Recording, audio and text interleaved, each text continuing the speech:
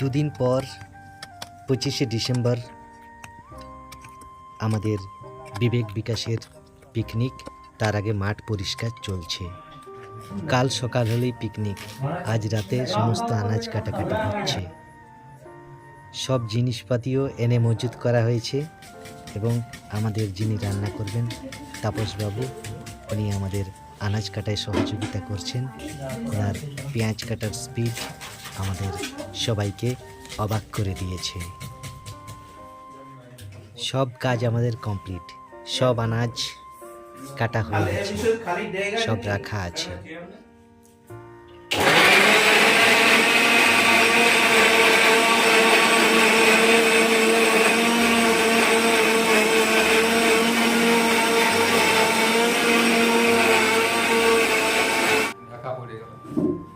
রাত 10টা, সব কাজ শেষ, এখন বাড়ি যাব। আজ 25শে ডিসেম্বর, সকাল থেকে সব আনা হয়ে গেছে। পিকনিকের জায়গা, আমাদের অতিথিদের সাইকেল স্ট্যান্ড, তাদের সাইকেল মোটর বাইক এখানে রাখা হবে। এটা আমাদের রান্নাঘর, সব গোছানো আছে। জল দেওয়ার জায়গা, রান্নার উপকরণ রাখার জায়গা সব এখানেই রয়েছে। আর এই জায়গাটায় আমাদের খাওয়া হবে। এখন টিফিন খাওয়া হচ্ছে, দুপুরের খাওয়াও এখানেই হবে। আর এই যে সাইকেল স্ট্যান্ড, ছাত্রছাত্রীরা সারিবদ্ধভাবে তাদের সাইকেলগুলোকে রাখবে। আর এই জায়গাটা ছেলেদের জুতো রাখার জায়গা, এখানে তারা জুতো খুলে সামনে বসবে। আর এই জায়গাটা মেয়েদের জুতো রাখার জায়গা, ছোট বাচ্চা এবং মেয়েরা এই জায়গায় জুতো খুলে খুলে রাখবে, যাতে করে এদিক ওদিক ছড়িয়ে না যায়।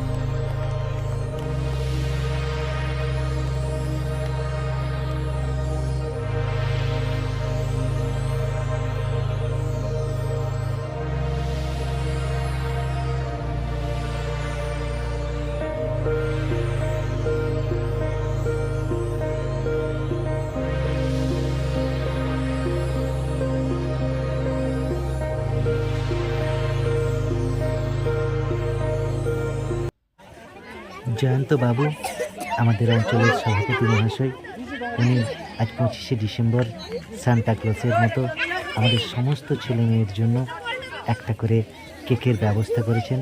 সেই কেক উনি নিজ হাতে ছেলে মেয়েদের তুলে দিচ্ছেন।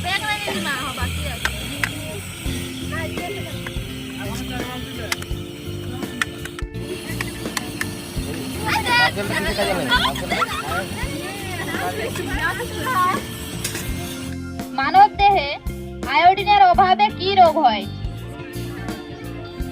উঠে দাঁড়াও।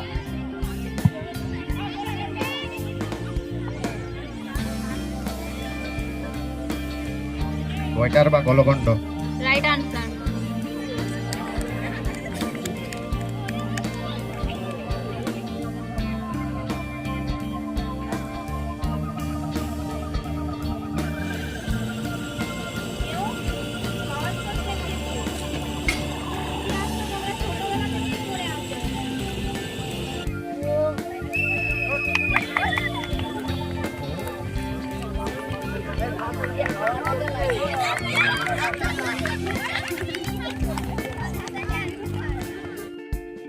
আজ 25শে ডিসেম্বর তো, সেই জন্য সান্টা ক্লজের মতো কিছু মানুষ আমাদের বাচ্চাদের উপহার দিয়েছেন শিক্ষা সামগ্রী।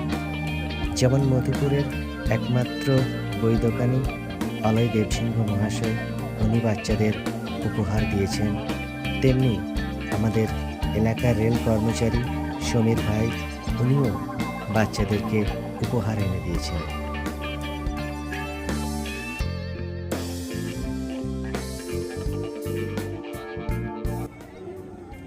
অবশেষে আমাদের পিকনিকের যে খাওয়া দাওয়া তা শুরু হয়েছে। আমাদের এই খাওয়া দাওয়ার যারা পরিবেশন করছে তারা আমাদের ছাত্রছাত্রী, আমাদের কোচিংয়েই পড়ে। তাদেরকে বুঝিয়ে দেওয়া হয়েছে কে কোন জিনিস পরিবেশন করবে, সেই মতো তারা দুটো দলে ভাগ হয়ে দুদিকে পরিবেশন করছে।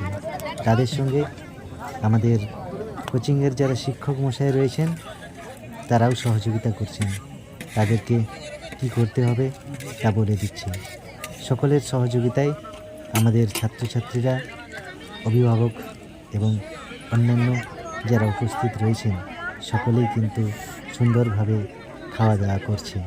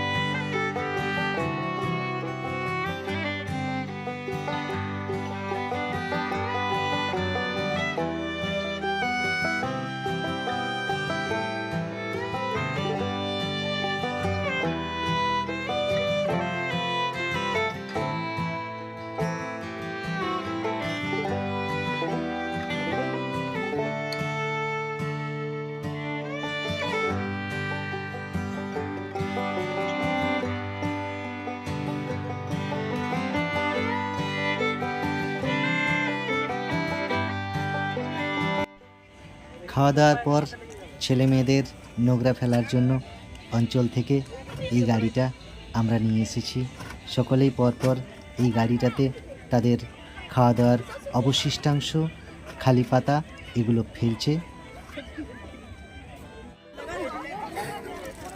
আমাদের খাওয়া দাওয়ার পরে আরেকটা পিকনিকের বৈশিষ্ট্য হলো যে হাত ধোয়ার জন্য যে জল, তা আমাদের ছেলেমেয়েরা সমস্ত ছেলেমেয়েদের এই খাবার জল সেখানে দিচ্ছে। তার জন্য দুটো জায়গা স্থির করা হয়েছে। সেই মতো নির্দিষ্ট ছেলে মেয়ে তাদেরকে বলা হয়েছিল কারা কারা জল ঢেলে দেবে, এবং তারা সেই মতো কাজ করে যাচ্ছে। এটা দেখে খুবই ভালো লাগছে যে পরপর সারিবদ্ধভাবে, কোনো এলোমেলো বিশৃঙ্খলভাবে কেউ কিন্তু দাঁড়িয়ে নেই, পরপর পরপর ধুয়ে যাচ্ছে। তারপর হাত ধোয়ার পর পানমুহুরি দেওয়ার জন্য দুজনকে স্থির করা হয়েছে। তারাও কিন্তু একেবারে ঠিকভাবে কাজটা করে যাচ্ছে। এইভাবে তারা যদি কাজ শেখে, কোনো কাজ শৃঙ্খলাবদ্ধভাবে করতে শেখে, আমাদের বিশ্বাস তারা একদিন খুব বড় হবে। খাওয়ার পর সকলকে জল দেওয়া হচ্ছে। পিকনিকের শেষে যে অনুষ্ঠান, ক্ষুদ্র সাংস্কৃতিক অনুষ্ঠান, তার বরণ পর্ব চলছে। আমাদের খুব সামান্য বরণ অনুষ্ঠান এবং সাথে বিবে বিকাশের খুব ছোট্ট একটা উপহার আমরা বরণ করে নিলাম আমাদের সুবিনয় স্যারকে।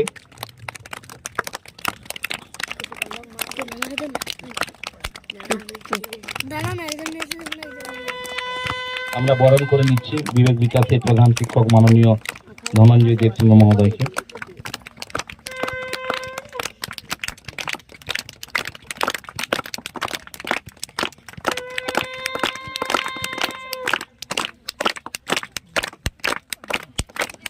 আমরা উদ্বোধনী সঙ্গীত শুনে নেব। পুরানো সেই দিনের কথা ভুলবি কি রে, হায় ও সেই চোখের দেখা, প্রাণীর কথা সে কি ভোলা যায়। খুব সুন্দর গান করেছে। সত্যি কথা বলতে আমাদেরও পুরোনো দিনের কথা মনে পড়ে যাচ্ছে, আমরাও নস্টালজিয়ায় আক্রান্ত হচ্ছি। এরপরে কবিতার জন্য আমি ডেকে নিচ্ছি বিস্তৃতিকে। বিস্তৃতি আমাদের ধনঞ্জয় বাবুর সুযোগ্য কন্যা, বিস্তৃতিকে আবৃত্তি করার জন্য অনুরোধ করছি। নমস্কার, আজ আমি একটি ছোট্ট কবিতা বলে শোনাচ্ছি। চোর ধরা। আরে ছি ছি, রাম রাম, বলো না হে বলো না, চলছে যা জুয়া চোরে নাহি তার তুলনা। যেই আমি ধেই ঘুম টিফিনের আগেতে, ভয়ানক কমে যায় খাবারের ভাগেতে। রোজ দেখি খেয়ে গেছে, জানি না কোকার আসে। সম্প্রীতি দেব সিংহ, ধনঞ্জয় বাবুর ছোট কন্যা। পারিব না এ কথাটি বলিও না আর, কেন পারিবে না তাহা ভাবো একবার। 5 জনে পারে যাহা, তুমিও পারিবে তাহা। পারো কি না পারো, করো যতন আবার। আজ আমাদের নিবেদন কবি দেবাশিস দণ্ডের লেখা কবিতা অসুর কেনে অমর। দুর্গা দেবী দমে চালাক, খাড়া তুলে ঝনঝনায়। দুর্গা দেবী দমে চালাক, খাড়া তুলে ঝনঝনায়।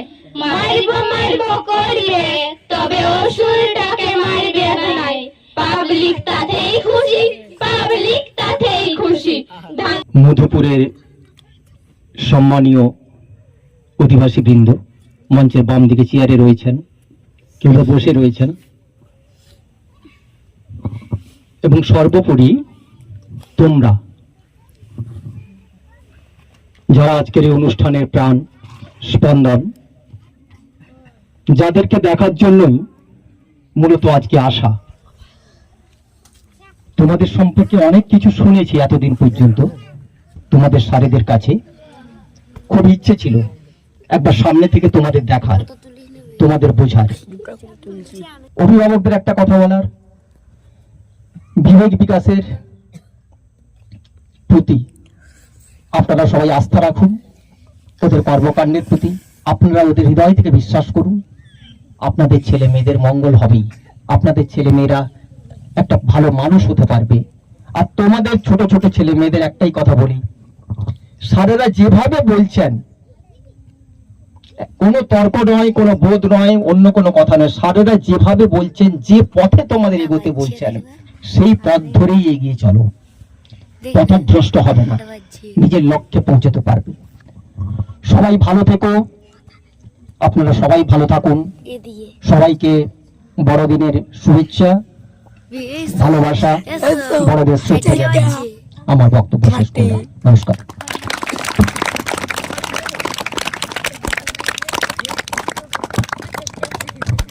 স্যারকে অনেক ধন্যবাদ, সুবিনয় স্যারকে।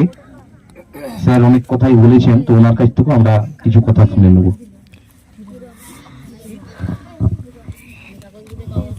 শ্রদ্ধা সকলকে। এত বড় একটা অনুষ্ঠান করার জন্য, এবং তার চেয়ে বড় কথা যে আমি আসতে পারিনি, মধুপুর একটা আক্ষেপ ছিলই। সঞ্জয় বিলাস আমার পাশের গ্রামের, আমি আজকে সকালেও কথা হয়েছে যে আমি থাকতে পারছি না বিশেষ কারণে। তো আমাদের স্কুলের সেন্টার পড়ে এখানে, একটা 18 বছর হয়ে গেল এখানকে আসতে পারিনি, একটা আক্ষেপ ছিল। স্যার যখন বললেন এক কথাতেই রাজি, যাবো, যেভাবেই হোক যাবো। তো যাই হোক, একটা আয়োজন চলছে। আমি রাজকুমার কাছে ছবিও পেয়েছি। একটা শৃঙ্খলা প্রথমেই বলতে হবে, যে সাইকেল মানে মেপে রাখা আছে, ইঞ্চি মেপে, জুতো রাখা আছে একবারে স্কেল ধরে। তো এখান থেকে যদি শিক্ষা লাভ করা যায়, যে এলাকার যারা অধিবাসী বৃন্দ আছেন, যারা জনপ্রতিনিধি আছেন, গতকাল পিকনিক শেষ হয়েছে, এগুলোর উপর বসে সবাই খেয়েছে, নোংরা হয়ে গেছে।